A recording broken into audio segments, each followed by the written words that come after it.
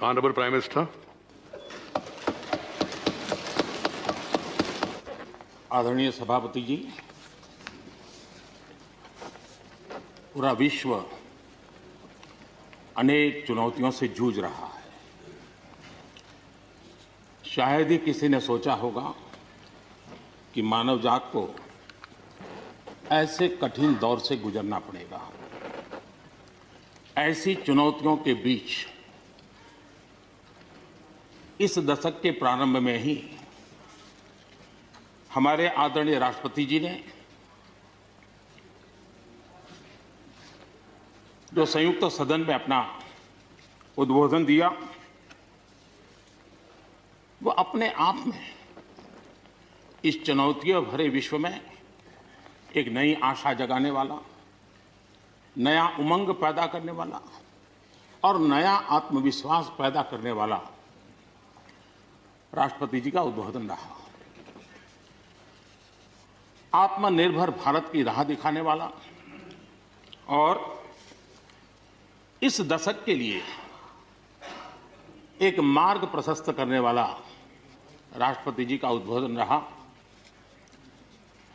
आदरणीय सभापति जी, मैं राष्ट्रपति जी का तहे दिल से आभार व्यक्त करने के लिए, आदरणीय सभापति जी, जैसे मैंने कहा, अनेक चुनौतियों के बीच राष्ट्रपति जी का इस दशक का प्रथम भाषण हुआ, लेकिन यह भी सही है कि जब पूरे विश्व पटल की तरफ देखते हैं, भारत के युवा मन को देखते हैं, तो ऐसा लगता है कि आज भारत सच्चे अर्थ में एक अवसरों की भूमि है।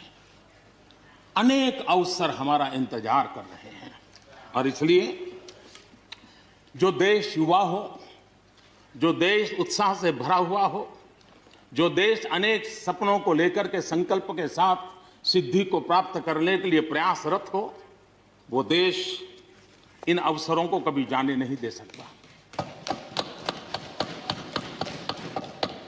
हम सबके लिए ये भी एक अवसर है कि हम आजादी के 75 वर्ष में प्रवेश कर रहे हैं।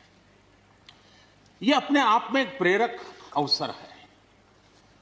हम जहां भी हो, जिस रूप में हो, मां भारती के संतान के रूप में इस आजादी के 75वें पर्व को हमने प्रेरणा का पर्व बनाना चाहिए।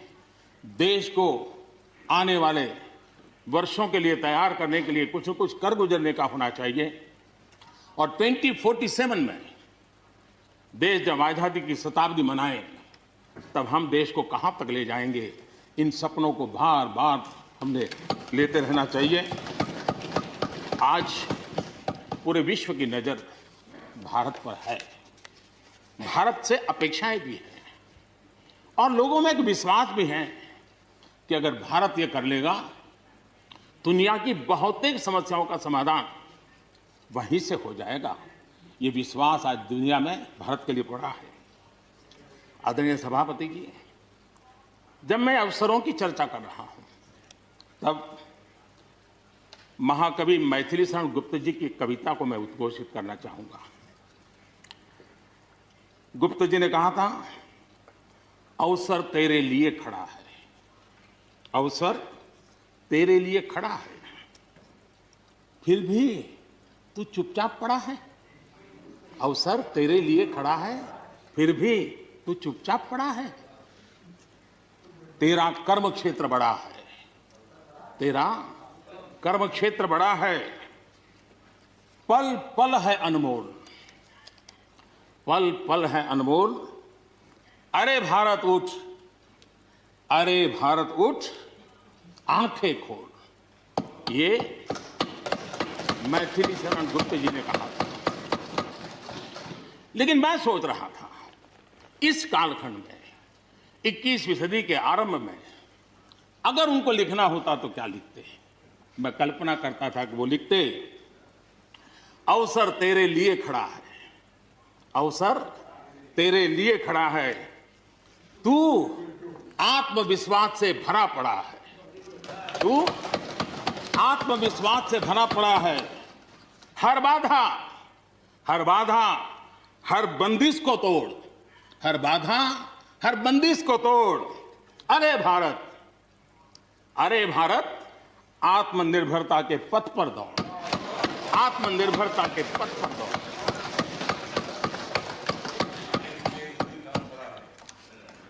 आदरणीय सभापति जी, कोरोना के दौरान किस प्रकार की वैश्विक परिस्थितियां बनी, कोई किसी की मदद कर सके ये असंभव हो गया। एक देश दूसरे देश को मदद न कर सके, एक राज्य दूसरे राज्य को मदद न कर सके, यहां तक कि परिवार का एक सदस्य दूसरे परिवार की सदस्य की मदद न कर सके, वैसा माहौल कोरोना के कारण पैदा हुआ। भारत के लिए तो दुनिया ने बहुत आशंकाएं जताई थी, विश्व बहुत चिंतित था कि अगर कोरोना के इस महामारी में अगर भारत अपने आप को संभाल नहीं पाया तो न सिर्फ भारत लेकिन पूरी मानवजात के लिए कितना बड़ा संकट आ जाएगा, यह आशंकाएं सबने जताई। करोड़ों लोग फंस जाएंगे, लाखों लोग मर जाएंगे। हमारे यहां भी डराने के लिए भरपूर बातें भी हुई। अरे ये क्यों हुआ, ये मेरा सवाल नहीं है, क्योंकि एक अननोन एनिमी क्या कर सकता है किसी को अंदाज नहीं था। हर एक ने अपने अपने तरीके से आकलन किया था, लेकिन भारत ने अपने देश के नागरिकों की रक्षा करने के लिए एक अननोन एनिमी से, और जिसकी कोई पूर्व परंपरा नहीं थी कि ऐसी चीज को ऐसे डील किया जा सकता है, इसके लिए यह प्रोटोकॉल हो सकता, कुछ पता नहीं था। एक नए तरीके से, नए सोच के साथ हर किसी को चलना था। हो सकता है कुछ विद्वान सामर्थ्यवान लोग उनको कुछ और विचार हो सकता है, लेकिन था ये कि एक अननोन एनिमी था और हमें रास्ते भी खोजने थे, रास्ते बनाने भी थे और लोगों को बचाना भी था। उस समय जो भी ईश्वर ने बुद्धि, शक्ति, सामर्थ्य दिया, इस देश ने उसको करते हुए देश को बचाने में भरसक काम किया है। और आज दुनिया इस बात का गर्व कर रही है कि इस वाकई भारत ने दुनिया की मानवजात की रक्षा करने में बहुत बड़ी अहम भूमिका निभाई। ये लड़ाई जीतने का यश किसी सरकार को नहीं जाता है, न किसी व्यक्ति को जाता है, लेकिन हिंदुस्तान को तो जाता है। गर्व करने में क्या जाता है, विश्व के सामने आत्मविश्वास के साथ बोलने में क्या जाता है। इस देश ने किया है, गरीब से गरीब व्यक्ति ने इस बात को किया है।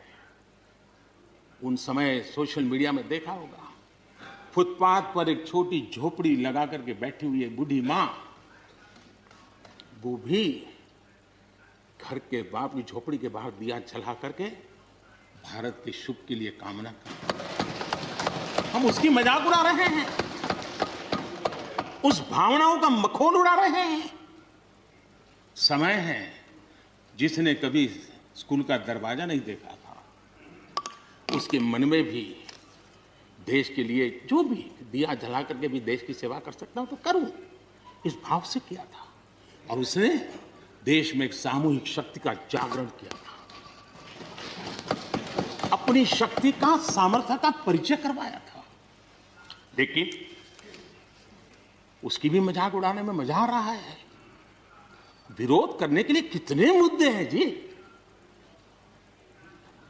और करना भी चाहिए, लेकिन ऐसी बातों में न उलझे जो देश के मनोबल को तोड़ते हैं, जो देश के सामर्थ्य को नीचे आंकते हैं। इससे कभी लाभ नहीं होता है।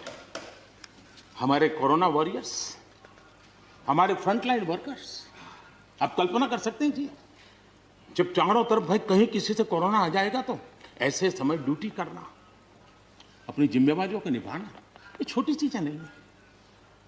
इसका गर्व करना चाहिए, उनका आदर करना चाहिए। और इन सब के प्रयासों का परिणाम है कि देश ने आज ये करके दिखाया। हम जरा भूतकाल की तरफ देखें, ये आलोचना के लिए नहीं है, उन स्थितियों को हमने जिया है। कभी चेचक की बात होती थी, कितना भय फैल जाता था, पोलियो कितना डरावना लगता था, उसकी वैक्सीन पाने के लिए क्या क्या मेहनत करनी पड़ती थी, कितनी तकलीफें उठानी पड़ती थी, मिलेगा कब मिलेगा, कितना मिलेगा, कैसे मिलेगा, कैसे लगाएंगे, एक दिन हमने बिताए हैं। ऐसी स्थिति में उन दिनों को अगर याद करें तो पता चलेगा कि आज जिनको थर्ड वर्ल्ड कंट्रीज में गिना जाता है, वो देश मानव जात के कल्याण के लिए वैक्सीन लेकर के आ जाए।